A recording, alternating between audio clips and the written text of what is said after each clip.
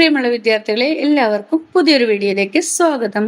ഇന്ന് നമ്മൾ 7ാം ക്ലാസ്സിലെ ആനുവൽ എക്സാം, അതായത് വാർഷിക പരീക്ഷയുമായി ബന്ധപ്പെട്ട സാമൂഹ്യ ശാസ്ത്രത്തിന്റെ ഒരു മോഡൽ ക്വസ്റ്റ്യൻ പേപ്പറും അതിന്റെ ആൻസർ കീയുമാണ് ഡിസ്കസ് ചെയ്യുന്നത്. അപ്പോൾ മക്കൾ ആദ്യമായാണ് ഈ ചാനൽ കാണുന്നതെങ്കിൽ ചാനൽ സബ്സ്ക്രൈബ് ചെയ്യണേ. അപ്പോൾ നമുക്ക് വീഡിയോയിലേക്ക് കിടക്കാം. നോക്കൂ, ഫസ്റ്റ് പ്രവർത്തനം 1. ഇവിടെ ഒരു ഗ്രാഫാണ് തന്നിരിക്കുന്നത്. 2018 to 19 മുതൽ 2022 to 23 വരെയുള്ള 5 വർഷത്തെ കേന്ദ്ര സർക്കാരിന്റെ പൊതു ചെലവുകളാണ് ചുവടെ നൽകിയിരിക്കുന്നത്. അപ്പോൾ ഇത് നോക്കിയിട്ട് എന്ത് ചെയ്യണം? ഗ്രാഫ് അപഗ്രഥിച്ച് താഴെ പറയുന്ന ചോദ്യങ്ങൾക്ക് ഉത്തരം എഴുതാനാണ് പറഞ്ഞിരിക്കുന്നത്. എന്തൊക്കെയാണെന്നാണ് ചോദിച്ചിരിക്കുന്നത്. നോക്കൂ, പൊതുചെലവിൽ ഏറ്റവും കൂടുതൽ വർധനവ് കാണിക്കുന്നത് ഏത് വർഷത്തിലാണ്? ഏറ്റവും കൂടുതൽ വർധനവ് ഏത് വർഷത്തിലാണ് കാണിക്കുന്നത്? ഏത് വർഷത്തിലാണെന്ന് നമുക്ക് നോക്കാം. നോക്കൂ, 2018-19 23.14 ആയിരുന്നത് 2019-20 ആയപ്പോഴേക്കും എത്രയായി? 26.87 ആയി. പിന്നീട് അത് വളരെയധികം കൂടി എത്രയായി? 35.09 ആയി. പിന്നെ 35 നിന്ന് കുറച്ച് കുറഞ്ഞു അല്ലെ, 23. പിന്നെ നമ്മൾ 24, 25, 26 3% വീണ്ടും കൂടിയിട്ടുണ്ട്. പക്ഷെ 35 വരുമ്പോൾ വളരെ കൂടി. പക്ഷെ 37 വന്നപ്പോ ഒന്ന് ചെറുതായിട്ടൊന്ന് കുറഞ്ഞു അല്ലെ. 35, 36, 37 രണ്ട് ഇതുള്ളൂ. പിന്നെന്താണ് 37 പിന്നെ 41 വന്നപ്പോ കുറച്ചുകൂടി കൂടി ഇല്ലേ. അപ്പൊ പൊതുചെലവിൽ ഏറ്റവും കൂടുതൽ വർധനവ് കാണിക്കുന്നത് ഏത് വർഷത്തിലാണ്? ഏറ്റവും കൂടുതൽ വർധനവ് കാണിക്കുന്നത് ഏതാണ്? 2020-21 കാരണം 35.09 എന്ത് ചെയ്തു? അത്രയും ലക്ഷം കോടിയിൽ എന്ത് ചെയ്തു? പൊതുചെലവ് കൂടി. അപ്പൊ ഏതാണ്? 2020 to 21. ഇനി രണ്ടാമത്തെ ക്വസ്റ്റ്യൻ, പൊതുചെലവിന്റെ സ്ഥിതി 2018 മുതൽ 2023 വരെ എന്താണ്? അത് ഇങ്ങനെ ക്രമാനുഗതമായിട്ടാണ്, ഒരു ക്രമത്തിൽ അങ്ങനെ വർദ്ധിച്ച് വരുവാണ് അല്ലെ. ക്രമാനുഗതമായി വർദ്ധിക്കുകയാണ് ചെയ്തത്. ക്രമാനുഗതമായി വർദ്ധിക്കുന്നു. ഇനി മൂന്നാമത്തെ, പൊതുചിലവിന്റെ വർധനവ് ഏറ്റവും കുറവ് രേഖപ്പെടുത്തിയത് ഏത് വർഷത്തിലാണ്? ഏറ്റവും കുറവ് എവിടെയാണ്? 2021 to 22 ആണ്. കാരണം 35 വെറും കുറച്ച് മാത്രമേ എന്ത് ചെയ്യുള്ളൂ? പൊതുചെലവ് കൂടി വർദ്ധിച്ചിട്ടുള്ളൂ അല്ലെ. അപ്പോൾ ഏറ്റവും കുറവ് രേഖപ്പെടുത്തിയത് ഏതിലാണ്? 2021 to 22. ഇനി രണ്ടാമത്തെ ക്വസ്റ്റ്യൻ, താഴെ പറയുന്നവയിൽ നികുതിയേതര വരുമാനം ഏതാണ്? ഏതാണ് നികുതിയേതര വരുമാനം? ആദായ നികുതിയാണോ, പിഴത്തുകയാണോ, കെട്ടിട നികുതിയാണോ, അതോ വിൽപ്പന നികുതിയാണോ? ഏതാണ്? പിഴത്തുകയാണ്. ഏതാണ് നികുതിയേതര വരുമാനം? ഏതാണ്? പിഴത്തുക. ഇനി പ്രവർത്തനം 2. കറുത്തവർ പ്രത്യേക സ്വയംഭരണ പ്രദേശങ്ങളിലെ പൗരരായി മാറുകയും അവർക്ക് ദക്ഷിണാഫ്രിക്കൻ പൗരത്വം നഷ്ടപ്പെടുകയും ചെയ്തു. വെള്ളക്കാർ കൊണ്ടുവന്ന ഏത് നിയമത്തെ തുടർന്നാണ് ഇങ്ങനെ സംഭവിച്ചത്? വെള്ളക്കാർ കൊണ്ടുവന്ന ഏത് നിയമത്തെ തുടർന്നാണ് ഇങ്ങനെ സംഭവിച്ചത്? പാസ്റ്റ് നിയമമാണോ, ബൻഡു നിയമമാണോ? ഏതാണ്? ബൻഡു നിയമം. ബൻഡു നിയമം അനുസരിച്ച് എന്ത് സംഭവിച്ചു? കറുത്തവർ പ്രത്യേക സ്വയംഭരണ പ്രദേശങ്ങളിലെ പൗരന്മാരായി മാറുകയും അവർക്ക് എന്താണ്? ദക്ഷിണാഫ്രിക്കൻ പൗരത്വം നഷ്ടപ്പെടുകയും ചെയ്തു. അത് ഏത് നിയമപ്രകാരമാണ്? ബൻഡു നിയമപ്രകാരമാണ്. ഇനി രണ്ടാമത്തെ ക്വസ്റ്റ്യൻ, ദക്ഷിണാഫ്രിക്കക്കാർ വീട്ടിലിരിപ്പ് സമരം നടത്താൻ ഇടയായ സാഹചര്യങ്ങൾ എന്തെല്ലാമാണെന്നാണ് ചോദിച്ചിരിക്കുന്നത്. അപ്പൊ ദക്ഷിണാഫ്രിക്കക്കാർ വീട്ടിലിരിപ്പ് സമരം നടത്താൻ ഇടയായ സാഹചര്യങ്ങൾ എന്തൊക്കെയാണ്? നമുക്ക് നോക്കാം. എന്താണ്? ഒന്ന്, വോട്ടവകാശം, വർണ്ണവിവേചനമില്ലാത്ത ഭരണഘടന, പാസ് നിയമങ്ങൾ പിൻവലിക്കൽ എന്നീ ആവശ്യങ്ങൾ ഉന്നയിച്ച് വീട്ടിലിരിപ്പ്, അതായത് സ്റ്റേ അറ്റ് ഹോം എന്ന പുതിയ സമര രീതി ദക്ഷിണാഫ്രിക്കക്കാർ സംഘടിപ്പിച്ചു. ആഫ്രിക്കൻ നാഷണൽ കോൺഗ്രസും ദക്ഷിണാഫ്രിക്കൻ ഇന്ത്യൻ കോൺഗ്രസുമാണ് ഈ സമരത്തിന് നേതൃത്വം നൽകിയത്. അപ്പൊ ആരൊക്കെയാണ് അതിന് നൽകിയത്? ആഫ്രിക്കൻ നാഷണൽ കോൺഗ്രസും ദക്ഷിണാഫ്രിക്കൻ ഇന്ത്യൻ കോൺഗ്രസുമാണ് ഇത് സ്റ്റേ അറ്റ് ഹോം, വീട്ടിലിരിപ്പ് സമരം എന്നതിന് നേതൃത്വം നൽകിയത്. തദ്ദേശീയരും ഇന്ത്യക്കാരുമായ തൊഴിലാളികൾ ഈ സമരത്തിൽ പങ്കെടുത്തു. രാജ്യത്തെ ഫാക്ടറികൾ, തുണിമില്ലുകൾ, വിദ്യാലയങ്ങൾ ഇവയെല്ലാം അടഞ്ഞുകിടന്നു. ഈ പണിമുടക്ക് വർണ്ണവിവേചന വിരുദ്ധ പ്രസ്ഥാനത്തിന്റെ ഐക്യവും ശക്തിയും വെളിപ്പെടുത്തി. ദക്ഷിണാഫ്രിക്കൻ സ്വാതന്ത്ര്യ സമര ചരിത്രത്തിലെ സുപ്രധാന സമരമായിരുന്നു വീട്ടിലിരിപ്പ് സമരം, അതായത് സ്റ്റേ അറ്റ് ഹോം എന്ന സമരം. പ്രവർത്തനം 3. താഴെ പറയുന്നവയിൽ ധനനയത്തിന്റെ ലക്ഷ്യം അല്ലാത്തത് ഏതാണെന്നാണ് ചോദിച്ചിരിക്കുന്നത്. ഏതൊക്കെയാണ് ഇതിനകത്ത് പറഞ്ഞിരിക്കുന്നത്? എന്തിന്റെയാണ് ധനനയത്തിന്റെ ലക്ഷ്യമല്ലാത്തത് ഏതാണെന്നാണ് ചോദിച്ചിരിക്കുന്നത്? ഇതിൽ താഴ്ന്നിരിക്കുന്നത് തൊഴിലവസരങ്ങൾ സൃഷ്ടിക്കുക, അധിക ചെലവുകൾ നിയന്ത്രിക്കുക, സാമ്പത്തിക വളർച്ച ത്വരിതപ്പെടുത്തുക, വരുമാന വിതരണത്തിലെ അസമത്വം നിലനിർത്തുക. ഇതിലേതാണ്? വരുമാന വിതരണത്തിലെ അസമത്വം നിലനിർത്തുക. അതാണ് ധനനയത്തിന്റെ ലക്ഷ്യം അല്ലാത്തത്. വരുമാന വിതരണത്തിലെ അസമത്വം നിലനിർത്തുക. ഇതാണ് ധനനയത്തിന്റെ ലക്ഷ്യം അല്ലാത്തത്. രണ്ടാമത്തെ ക്വസ്റ്റ്യൻ, ഗവൺമെന്റ് എടുക്കുന്ന വായ്പകളാണ് പൊതുകടം. ഗവൺമെന്റിന് എപ്പോഴാണ് ഇങ്ങനെ വായ്പകൾ എടുക്കേണ്ടി വരിക? ഗവൺമെന്റിന് എപ്പോഴാണ് ഇങ്ങനെ വായ്പകൾ എടുക്കേണ്ടി വരിക?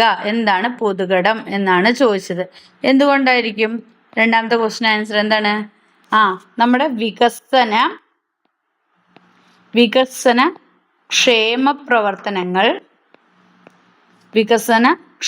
പ്രവർത്തനങ്ങൾ യാഥാർത്ഥ്യമാക്കാനും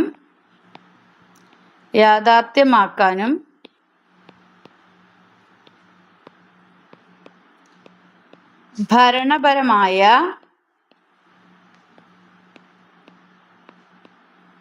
ആവശ്യങ്ങൾ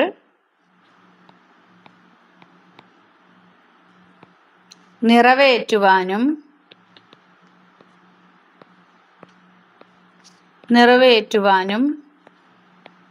വരുമാനം തികയാതെ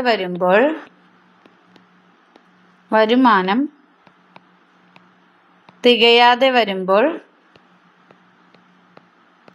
ഗവൺമെന്റ് വായ്പകൾ എടുക്കുന്നു.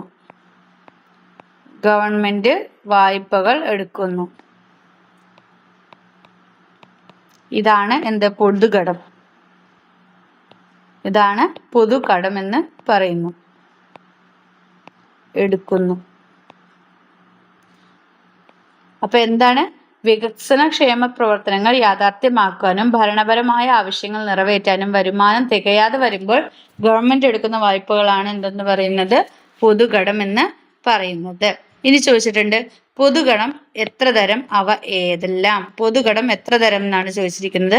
പൊതുകടം എത്ര തരമാണ്? 2 തരമാണ്. മൂന്നാമത്തെ ക്വസ്റ്റ്യൻ ആൻസർ എത്രയാണ്? 2 തരം. 2 തരം പൊതുകടങ്ങളാണുള്ളത്. ഒന്ന് എന്താണ്? ആഭ്യന്തര കടം, 2 വിദേശ കടം. ആഭ്യന്തര കടം, രണ്ടാമത്തെ വിദേശ കടം.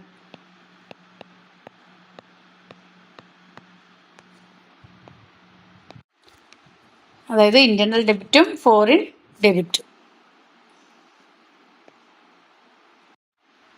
പ്രവർത്തനം 4 നോക്കൂ. ദക്ഷിണാഫ്രിക്ക എന്ന രാജ്യത്തിന്റെ സ്ഥാനവുമായി യോജിക്കുന്ന പ്രസ്താവന ഏതാണെന്നാണ് ചോദിച്ചിരിക്കുന്നത്. ദക്ഷിണാഫ്രിക്ക എന്ന രാജ്യത്തിന്റെ സ്ഥാനവുമായിട്ട് യോജിക്കുന്ന പ്രസ്താവന. വൈവിധ്യമാർന്ന ഭൂപ്രകൃതിയുള്ള രാജ്യം, ഇന്ത്യൻ മഹാസമുദ്രവും അറ്റ്ലാന്റിക് സമുദ്രവുമായി അതിർത്തി പങ്കിടുന്ന രാജ്യം, ധാതു സമ്പത്ത് ധാരാളമുള്ള രാജ്യം. ഇവയെല്ലാം ഇതിലേതാണ്? ഇവയെല്ലാം ഈ പറഞ്ഞതെല്ലാം എന്തുമായി യോജിക്കുന്നതാണ്? ദക്ഷിണാഫ്രിക്കൻ രാജ്യത്തിന്റെ സ്ഥാനവുമായി യോജിക്കുന്നതാണ്. അപ്പൊ ഡി എന്നതാണ് ഉത്തരം. ഇവയെല്ലാം. ഇനി രണ്ടാമത്തെ ക്വസ്റ്റ്യൻ, ദക്ഷിണാഫ്രിക്കയെ കോളനിയാക്കാൻ മാറ്റാൻ ബ്രിട്ടൻ ശ്രമിച്ചത് എന്തുകൊണ്ട്? ദക്ഷിണാഫ്രിക്കയെ കോളനിയാക്കാൻ ബ്രിട്ടൻ ശ്രമിച്ചത് എന്തുകൊണ്ടെന്നാണ് ചോദിച്ചിരിക്കുന്നത്. എന്തുകൊണ്ടാണ്? 18ാം നൂറ്റാണ്ടോടെ എന്ത് ചെയ്തു? ബ്രിട്ടീഷുകാർ ദക്ഷിണാഫ്രിക്കയിൽ എത്തിച്ചേർന്നു. ലോകത്തിന്റെ വിവിധ ഭാഗങ്ങളിൽ കൂടുതൽ ഭൂപ്രദേശങ്ങൾ സ്വന്തമാക്കുക, ആഫ്രിക്കൻ വൻകരയിലെ അളവു സമ്പത്ത് കൈക്കലാക്കുക, മറ്റു യൂറോപ്യൻ രാജ്യങ്ങൾക്കുമേൽ അധീശത്വം സ്ഥാപിക്കുക, ഏഷ്യൻ വൻകരയിലേക്കുള്ള സഞ്ചാരത്തിന് ഇടത്താവളമാക്കുക തുടങ്ങിയ ലക്ഷ്യങ്ങളോടെയൊക്കെയാണ് എന്ത് ചെയ്തത്? ബ്രിട്ടൻ ദക്ഷിണാഫ്രിക്കയെ കോളനിയാക്കാൻ ശ്രമിച്ചത്. അപ്പൊ നമുക്കത് എങ്ങനെയൊക്കെ എഴുതാം? ശ്രമിച്ചത് എന്തുകൊണ്ടായിരിക്കും? ഒന്നെന്താണ്? ലോകത്തിന്റെ വിവിധ ഭാഗങ്ങളിൽ കൂടുതൽ പ്രദേശങ്ങൾ സ്വന്തമാക്കുക. പിന്നെന്താണ്? ആഫ്രിക്കൻ വൻകരയിലെ അളവറ്റ സമ്പത്ത് കൈക്കലാക്കുക. അല്ലേ? ആഫ്രിക്കൻ വൻകരയിലെ അളവറ്റ സമ്പത്ത് കൈക്കലാക്കുക. പിന്നെന്താണ്? മറ്റു യൂറോപ്യൻ രാജ്യങ്ങൾക്കുമേൽ അധീശത്വം സ്ഥാപിക്കുക. മറ്റു യൂറോപ്യൻ രാജ്യങ്ങൾക്കുമേൽ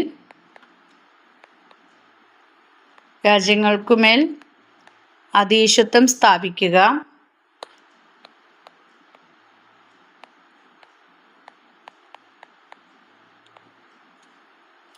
പിന്നെന്താണ്?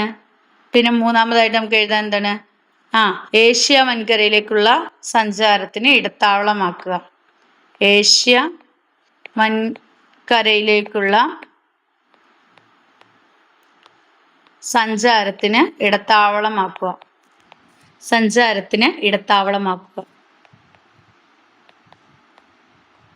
ഈ ലക്ഷ്യങ്ങളോടെയൊക്കെയാണ് എന്ത് ചെയ്തത്? അത് ദക്ഷിണാഫ്രിക്കയെ കോളനിയാക്കി മാറ്റാൻ ശ്രമിച്ചത്. പ്രവർത്തനം 5, ഭൂവിവര വ്യവസ്ഥ കൊണ്ടുള്ള ഏതെങ്കിലും 2 പ്രയോജനങ്ങൾ എഴുതാനാണ് പറഞ്ഞിരിക്കുന്നത്.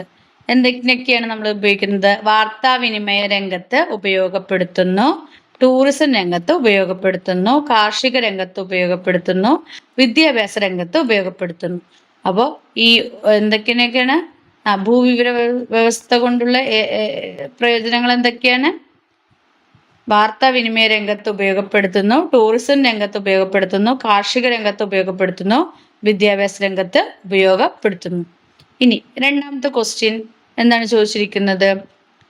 ഭൂവിവര വ്യവസ്ഥയുടെ പ്രവർത്തനങ്ങളാണ് താഴെ നൽകിയിരിക്കുന്നത്. അവ ക്രമപ്പെടുത്തി എഴുതാനാണ് പറഞ്ഞിരിക്കുന്നത്. എന്തൊക്കെ തന്നിരിക്കുന്നത്?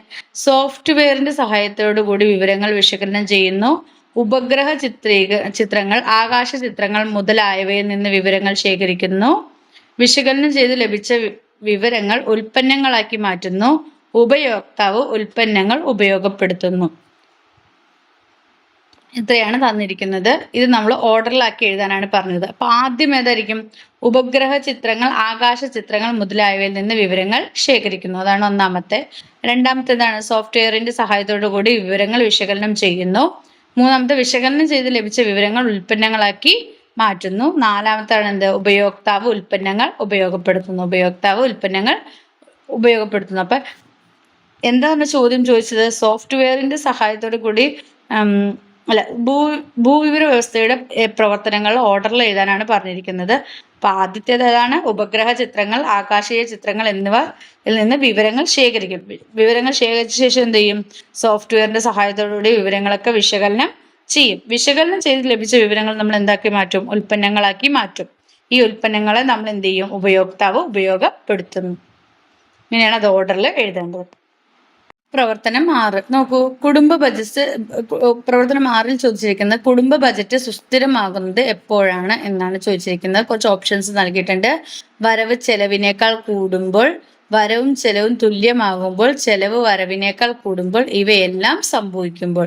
അപ്പോൾ കുടുംബ ബജറ്റ് സുസ്ഥിരമാകുന്നത് വരവ് ചെലവിനേക്കാൾ കൂടുതലാണ്. അതായത് ചെലവ് കുറയുകയും വരവ് കൂടുകയും ചെയ്യുമ്പോഴാണ് എന്ത് ചെയ്യുന്നത്? കുടുംബ ബജറ്റ് സുസ്ഥിരമാകുന്നത്. ഇനി താഴെ നൽകിയിരിക്കുന്ന കുടുംബ ബജറ്റിനെ ഒരു മിച്ച ബജറ്റാക്കി മാറ്റുവാൻ എന്തെല്ലാം നിർദ്ദേശങ്ങൾ നിങ്ങൾക്ക് നൽകാനും? ഇതിനൊരു മിച്ച ബജറ്റാക്കി മാറ്റണം. മിച്ച ബജറ്റാക്കി മാറ്റാൻ നമ്മൾ എന്ത് ചെയ്താൽ മതി? നമ്മൾ ഈ മത്സ്യം, മാംസം, വിനോദം, പാല്, മറ്റു ചെലവുകൾ എന്നിവയിലൊക്കെ നമ്മൾ എന്ത് ചെയ്താൽ മതി? അതിനെയൊക്കെ നമ്മൾ കുറച്ചാൽ മതി. അതൊക്കെ കുറച്ച് കഴിയുമ്പോൾ നമുക്ക് എന്ത് സംഭവിക്കും? ഒരു മിച്ച ബജറ്റ് കിട്ടും. ഇനി പ്രവർത്തനം 7 നോക്കാം. പ്രവർത്തനം 7 ലൈംഗിക കുറ്റകൃത്യങ്ങളിൽ നിന്നും കുട്ടികളെ സംരക്ഷിക്കുന്നതിനായി നമ്മുടെ രാജ്യത്ത് നിലവിൽ വന്ന നിയമമാണ് പോക്സോ ആക്ട്. പോക്സോ ആക്ട് നിലവിൽ വന്നത് ഏത് വർഷമാണ്? പോക്സോ ആക്ട് നിലവിൽ വന്നത് 2012. രണ്ടാമത്തെ ക്വസ്റ്റ്യൻ, നമ്മുടെ രാജ്യത്ത് നിർമ്മിക്കപ്പെടുന്ന നിയമങ്ങളുടെ ഉറവിടമാണ് ഭരണഘടന എന്ന് പറയാൻ കാരണം എന്തുകൊണ്ടാണ്? നമ്മുടെ ഭരണഘടന രാഷ്ട്രത്തിന്റെ അടിസ്ഥാന നിയമസംഹിത ആണ്. ഭരണഘടനാ വ്യവസ്ഥകൾക്ക് അനുസൃതമായി മാത്രമേ കേന്ദ്ര സംസ്ഥാന സർക്കാരുകൾക്ക് ഏതൊരു നിയമവും നിർമ്മിക്കാൻ കഴിയും.